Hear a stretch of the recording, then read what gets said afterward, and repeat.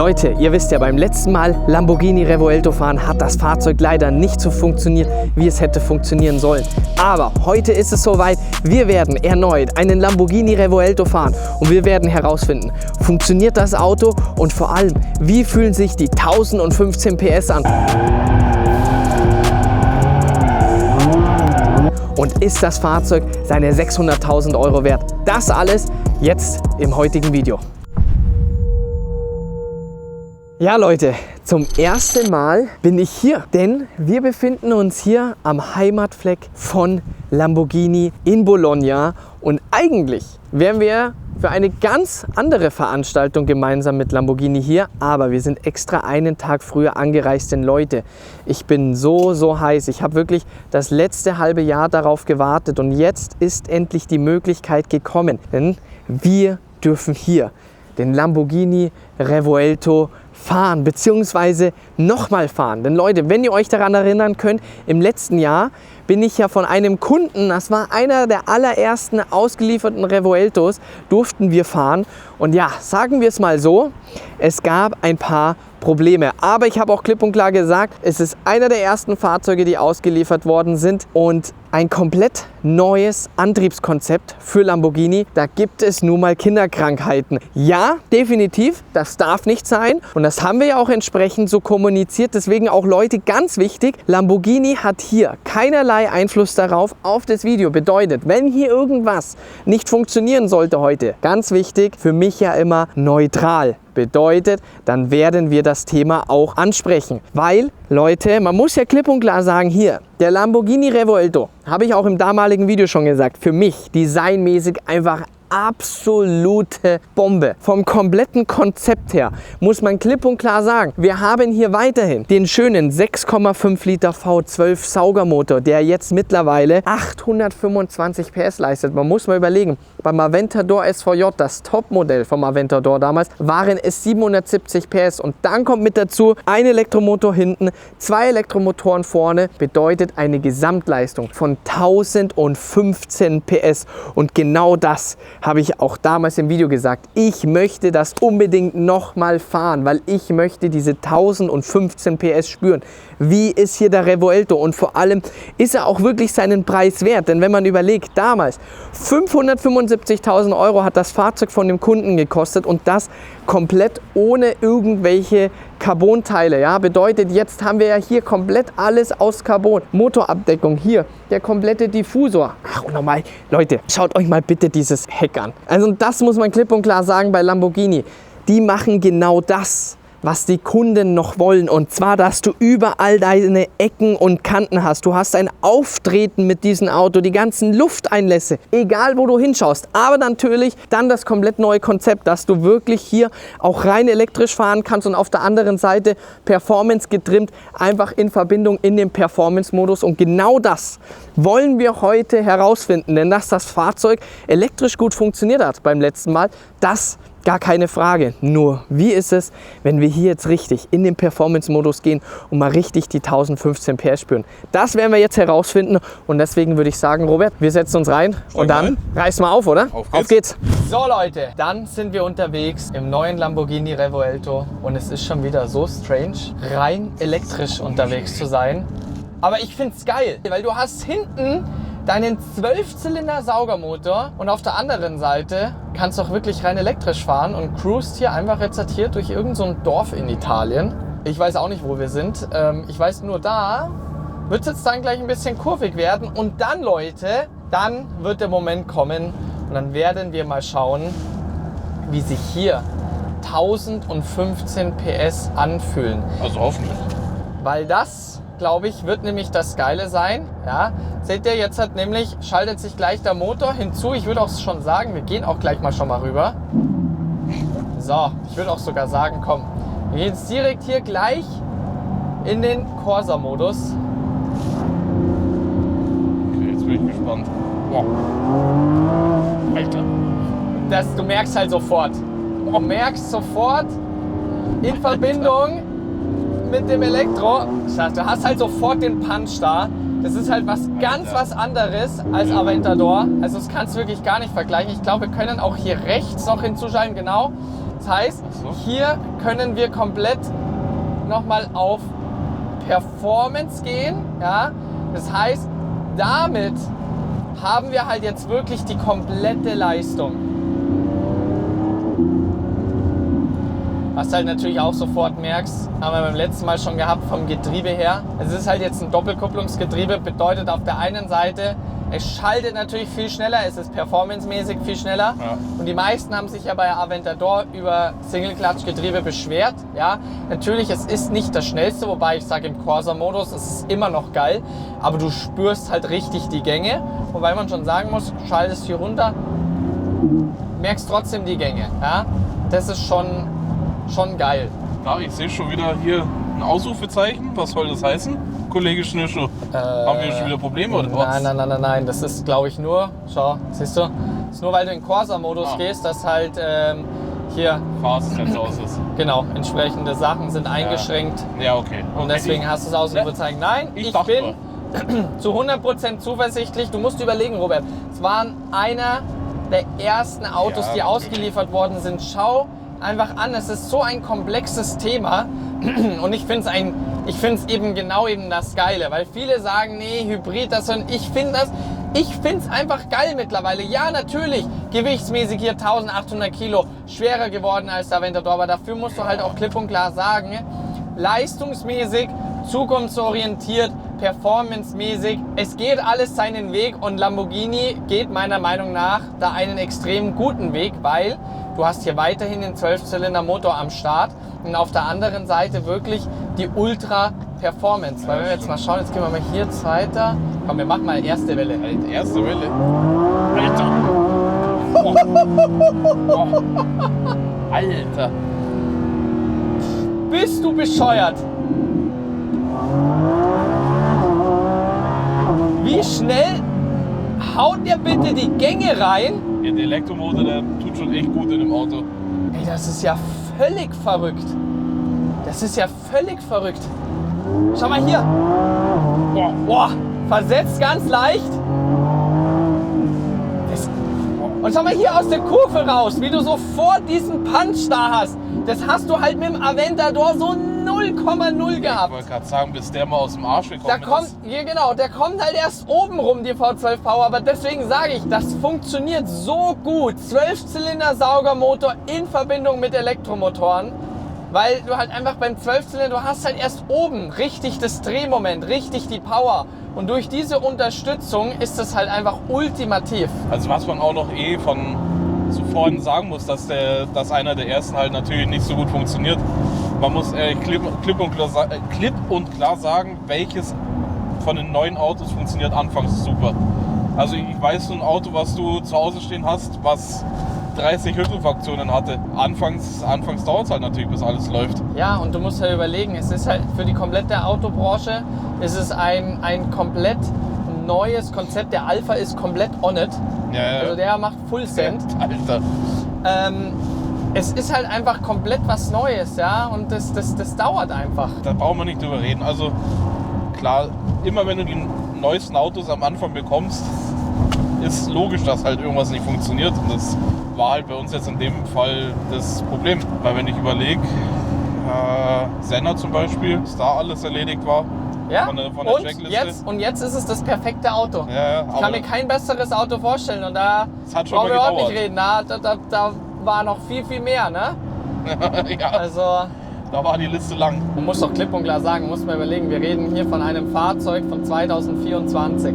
Ja? Mit dem V12 da Mit hinten dem drin. V12 drinnen und auch klangmäßig.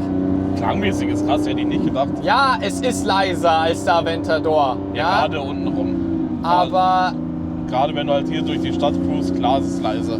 Aber Muss sonst ist es klanglich absolut geil. Lambo muss sich ja natürlich auch an die EU-Vorgaben halten, aber da kommen die natürlich auch nicht drum rum. Ja, und du musst sagen, du hast auch noch keinen OPF, noch nichts verbaut. Ja. Die Das ist machen halt natürlich auch einfach das so viel Gute. wie geht. Für mich ist trotzdem Innenraum, da ist genau das Thema, dieses Zukunftsorientierte. Ja. Wobei ich halt, das ist eine Geschmackssache, ich bin halt einfach oldschool. Und ja, natürlich, wir brauchen überhaupt nicht reden, das beim Aventador, das ist nicht geil, aber das ist für mich eben das Geile, dieses, sage ich mal, dieses Oldschool. Hier hast du jetzt komplett neu, was mega ist, ja. Und sagst halt einfach, du kannst halt so, natürlich macht man das nicht, aber theoretisch, du kannst dieses Auto theoretisch als Daily fahren, Ja, klar. wenn du möchtest. Weil du bist so tiefenentspannt unterwegs. Ich muss ehrlich sagen, ich finde den Innenraum mittlerweile echt geil. Ja. Weil Ja, auch hier mit dem Display noch zusätzlich mit dazu. das erste Mal, wo wir gefahren sind, fand ich es okay. Hat mir jetzt nicht so getaugt, aber jetzt mittlerweile. Es ist halt alles geil aufgeräumt, es ist futuristisch, es ist Spaceship-mäßig, ist halt geil. Oh, Bruder.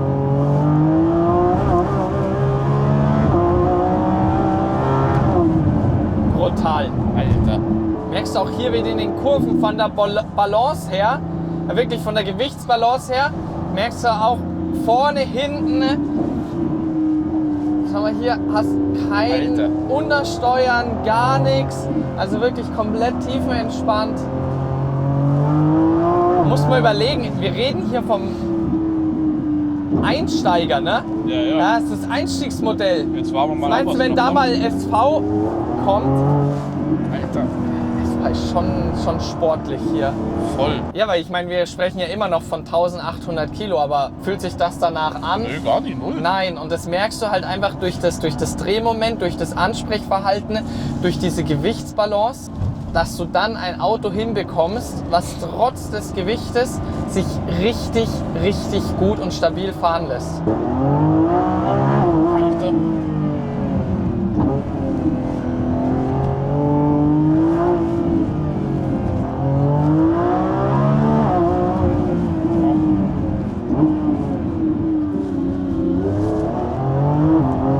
Es ist wirklich so geil, wie du halt einfach diese Power direkt aus der Kurve draußen hast.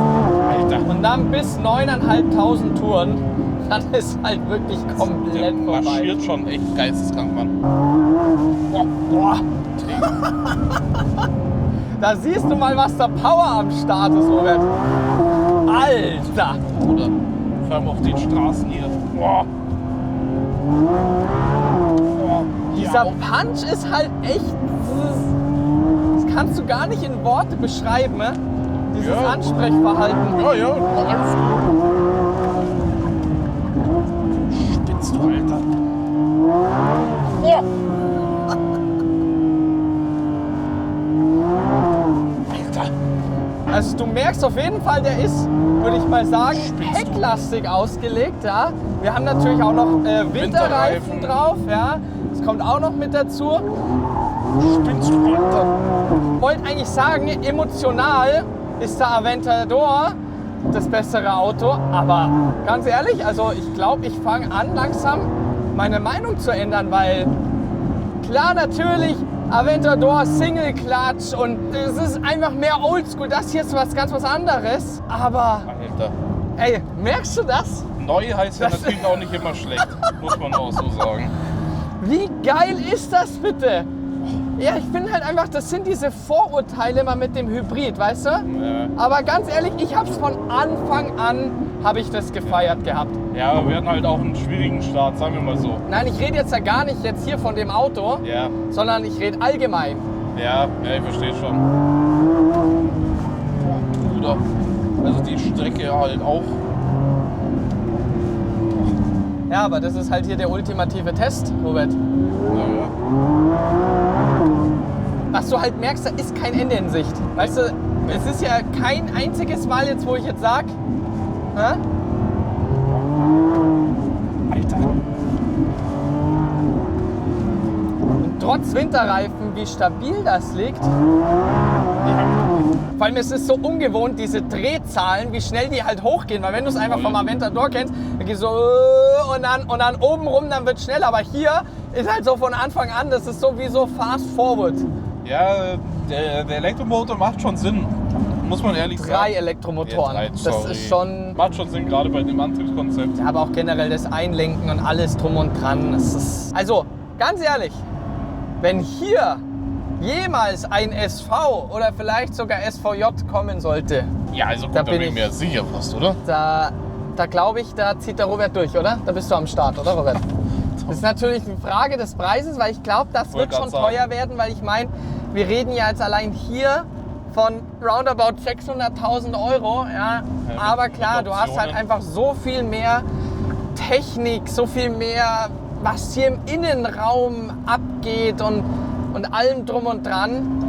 Und ja, wenn man mal schaut, die ganzen Autos, egal wie viel teurer die ganzen Autos geworden sind, ja, das musst du alles mit dazu rechnen. Entwicklungskosten werden natürlich nicht weniger. Ich war wirklich anfangs jetzt so, als wir gefahren sind, wo ich gesagt habe, ja, es ist geil, aber es berührt mich jetzt emotional nicht so krass, obwohl wir hier hinten einen 6,5 Liter V12 Motor drinnen haben.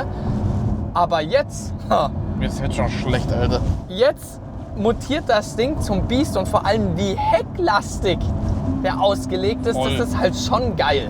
So, komm, dann würde ich sagen, machen wir jetzt hier zum Abschluss noch eine Launch Control. Zielflagge gedrückt halten.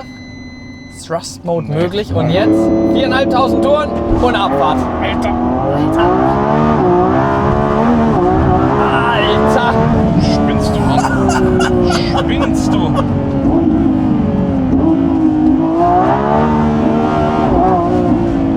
Also, das Schalten, das muss man nur üben. Und was sagst du jetzt, nachdem es jetzt Gott sei Dank funktioniert hat? Dein Eindruck? Naja, was heißt Gott sei Dank funktioniert hat? Ich meine, ich war ja schon immer zuversichtlich. Aber Ja, ich muss sagen, ich war ein bisschen, sagen wir mal, gemischter Meinung. Oder gemischte Gefühle habe ich gehabt am Anfang. Aber wurde was Besserem belehrt. Wie sieht's bei nein, dir also aus? es gibt wirklich für mich jetzt nichts, wo ich sage, ich kann jetzt irgendwas Negatives aussetzen bei dem Auto, weil ich meine, du hast jetzt gesehen, brutal schnell, es ist emotional, es ist entspannt zum Fahren. Die Frage ist jetzt halt natürlich, ist das Fahrzeug besser als der Aventador oder schlechter? Das ist halt was ganz anderes. Genau, ich finde, man kann es wirklich nicht mal vergleichen, weil es ist etwas komplett Neues und es ist Geschmackssache. Würde ich es bevorzugen gegenüber einem Aventador? Nein. Kommt drauf an, was du damit machen willst. Genau, es kommt darauf an, was du damit machen willst. Die Sache ist halt natürlich SV, SVJ. Wenn jetzt natürlich da irgendwann mal, sage ich mal, eine SVJ-Version jemals kommen sollte, ich glaube, Dann sieht das schon mal wird anders so aus. abnormal, weil wenn du jetzt mal überlegst, damals als der Aventador rausgekommen ist und jetzt hier Revuelto Einsteigermodell, das ist halt unfassbar, was Lamborghini hier an Arbeit geleistet hat, wie schnell das Fahrzeug zum Fahren ist, die Emotionen da sind und generell das ganze Antriebskonzept, ich habe es schon immer gefeiert und es passt halt einfach perfekt hier in den Revuelto rein. Was man aber natürlich auch sagen muss, wir haben jetzt das Auto halt alles sehr gut geredet, muss man schon sagen. Aber weil das Auto einfach gut ist, es hat jetzt halt nichts damit zu tun, dass uns Lambo eingeladen hat. Wir sind hergekommen, wir hatten die Möglichkeit, das Auto zu fahren und das war's. Also, wie gesagt, Lambo hat jetzt da keinen Einfluss drauf, wie wir das Auto finden. Wir finden das Auto einfach geil, muss ich ehrlich sagen. Also, ich bin überzeugt. Ich weiß nicht, wie es bei dir aussieht. Wie ihr wisst, Leute, wir berichten immer komplett neutral, über egal bei was. Es ist, denke ich, glaube ich, schon ein wichtiges Thema, dass wenn halt etwas nicht so taugt, nicht so funktioniert, Muss dann es auch nicht sagen können. irgendwas schönreden. Ja, muss man auch sagen. Damit hatten wir jetzt natürlich auch die Gelegenheit, nochmal hier den Revuelto ausgiebig zu testen. Und wenn mir jetzt etwas nicht taugen würde, dann ist das ganz klar, dann würde ich das auch sagen. Das war auch klipp und klar mit Lamborghini so abgesprochen. Ja. Aber wie gesagt, es hat jetzt alles perfekt funktioniert und es gibt für mich jetzt nichts, wo ich sagen würde, hey, das taugt mir an dem Auto nicht, ja, weil letzten Endes heute ging es uns darum, wirklich diese Performance zu testen und das konnten wir feststellen. Und ich meine, wie gesagt, wir sind hier im Corsa-Modus und dann gehst du hier Strada-Modus, gehst du hier in den Elektromodus und es gibt doch nichts Geileres, wenn du weißt, du bist mit einem Auto, was 1015 PS hat, unfassbar aussieht, unfassbar vom Antrieb, vom kompletten Konzept ist und du kannst hier rein elektrisch fahren und dann auf der anderen Seite, du switcht hier wieder um, du gehst hier in den Corsa-Modus und dann schaltest du hier ein paar Gänge runter, vielleicht noch in den ersten Gang und damit würde ich auch sagen, beenden wir das Video und machen nochmal Yalla Abfahrt.